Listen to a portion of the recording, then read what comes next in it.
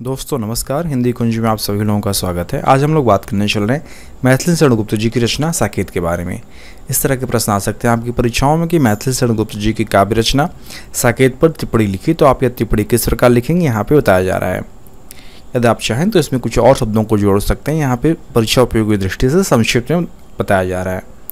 तो यदि आप हिंदी कुंज चैनल में पहली बार आएँ तो यूट्यूब पर हिंदी कुंज चैनल को सब्सक्राइब कर लें ताकि आपको हिंदी भाषा और साहित्य की उपयोगी जानकारी प्राप्त होती रहे। तो शुरुआत करते हैं साकेत के बारे में। हम सभी जानते हैं कि साकेत राष्ट्रकवि मैथिली शरण गुप्त जी का प्रसिद्ध काव्य है।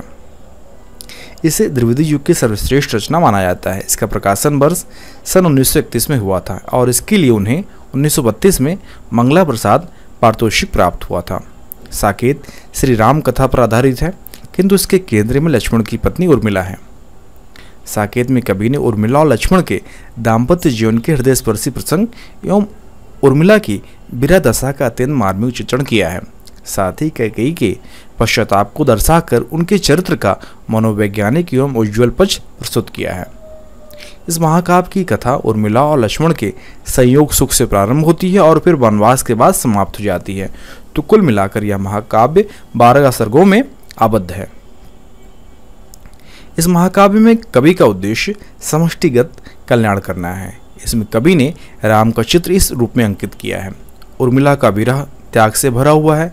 कवि इस धरती पर राम राज्य स्थापित करना चाहता है और इसे स्वर्ग बनाना चाहता है। इस काव्य के सारे पात्रों में त्याग और निस्वार्थ प्रेम की भावना का समावेश है। इस काव्य का प्रधान रस श्रृंगार है और अन्य रसों का भी समावेश हुआ है, परंतु गौड़ रूप में। संपूर्ण काव्य विरह एवं वेदना से ओतप्रोत है। गुप्त जी ने गिरे हुए उपेक्षित चरित्रों का परिमार्जन करके उन्हें इस लोक दृष्टि में उच्च स्थान पर आरूढ़ किया है। इन्होंने इस काव्य के माध्यम से कैकेयी के चरित्र का सुसंस्कार किया है। मांडवी हो, उर्मिला हो, सीता को हो, इनको उच्च स्थान पर आसीन किया है। राम के मुखार बिंदु से उर्मिला की प्रशंसा कराकर वे एक अनुपम उदाहरण देकर पाठकों को सोचने के लिए मजबूर कर देते हैं। आप लिखते हैं, तूने तो धर्मणी से भी ऊपर धर्म स्थापन किया भाग्यशालिनी इस भू पर। वास्तव में भारतीय नारी का सर्वस्व उसका पति है। भारतीय नारी का सर्वस्व उसका पति है। अग्नि के समक्ष लाल वस्त्रों में लिपटी हुई भारतीय नारी सुख दुख में पति के साथ रहने की प्रतिज्ञा करती। इसी से सीता राम के साथ वन में चली जाती हैं, परंतु उर्मिला दूसरे के सुख एवं कर्तव्य पूर्ति में बाधक नहीं बनना चाहती। कवि कहते हैं, स्वामी सहित सीता ने नंदन माना सघन गहन कानन भी, बन उर्मिला वधु ने किया उन्हीं के हितार्थ निज उपवन भी। अपने अतुलित कुल में प्रकट हुआ था कलंक जो काला, वह उस कुल बाला ने अश्रु सलिल से समस्त धो डाला। साकेत के राम पूर्ववर्ती रामायण के राम नहीं है। इस काव्य में उनकी परंपरा एकदम अलग है। वे इस धरा पर सुख शांति हेतु क्रांति पैदा करने आए हैं। साकेत के राम कहते हैं, मैं आर्यों का आदर्श बताने आया, जन सम्मुख धन को तुच्छ बताने आया, मुख शांति हेतु मैं क्रांति मचाने आया, विश्वासी का विश्वास बचाने आया। तो इस ग्रंथ में काव्य रूपक एवं गीति काव्य दोनों शिल्पों का प्रयोग हुआ है। सारे संवाद नाटकीय शैली में प्रस्तुत किए गए हैं। गंभीर से गंभीर बातों को सरल, स्पष्ट एवं सारगर्भित भाषा में प्रस्तुत किया गया है। तो इस प्रकार हम कह सकते हैं कि साकेत राष्ट्रकवि मैथिली शरण गुप्त जी की वह अमर कृति है जिसे गुप्त जी अपने साहित्यिक जीवन की अंतिम रचना के रूप में पूरी करना चाहते थे, और उनकी इस इच्छा के अनुरूप साकेत वास्तविक रूप से उनकी अमर रचना बन गई है।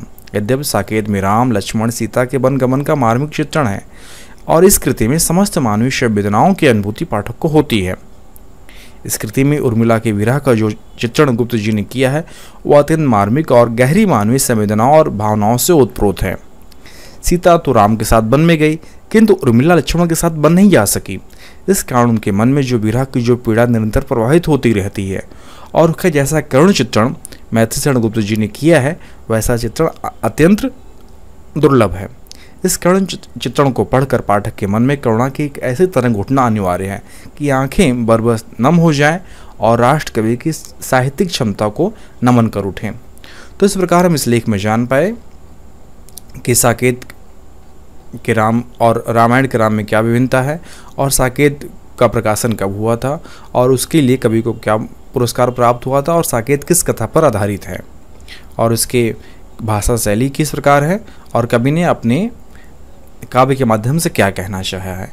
यदि आपको ये लिखित रूप में चाहिए तो नीचे डिस्क्रिप्शन बॉक्स में लिंक दिया गया है, जहाँ पर जाकर आप साकेत पर टिप्पणी प्राप्त कर सकते हैं। यदि आपको अपने विषय अध्ययन संबंधित और अधिक अध्ययन सामग्री व नोट्स चाहिए तो आप hindiqueen.com को विजिट करें, वहाँ पे आपके लिए उपयोगी अध्ययन सामग्री उपलब्ध कराई गई है। वीडियो देखने के लिए आप सभी का धन्यवाद।